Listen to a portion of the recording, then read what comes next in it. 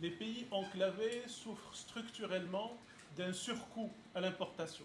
D'éminents conférenciers, des responsables diplomatiques accrédités au Niger honorent de leur présence cette conférence. À l'ordre du jour, le projet du roi marocain visant la facilitation d'accès à l'Atlantique des pays du Sahel, en l'occurrence le Mali, le Niger, le Burkina Faso et le Tchad. Cette orientation royale exprime une conviction profonde selon laquelle l'intégration n'est pas un supplément, c'est une condition.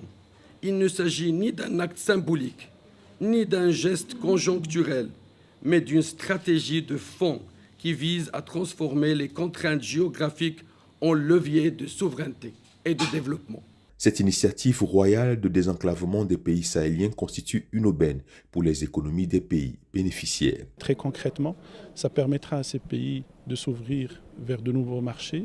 Ça leur permettra également une meilleure connectivité. Ça permettra également à leurs entreprises d'avoir l'accès à de nouveaux marchés dans des termes meilleurs que les termes actuels.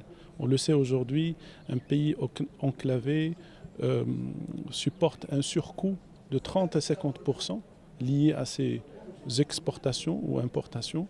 L'objectif, c'est justement de permettre à ces entreprises de diminuer ces coûts pour qu'elles soient plus attractives à l'international. C'est pour tous ces avantages que cette initiative est félicitée par les autorités nigériennes. Le Niger est un pays n'ayant aucune façade maritime, se félicite de cette initiative de portée régionale internationale qui constitue une réponse ambitieuse aux défis et enjeux majeurs qui assaillent notre région et qui ont pour nom la diversification des voies d'accès aux marchés internationaux, la réduction des coûts de transport et logistique, la sécurisation des chaînes d'approvisionnement, le développement économique et social de nos États, etc.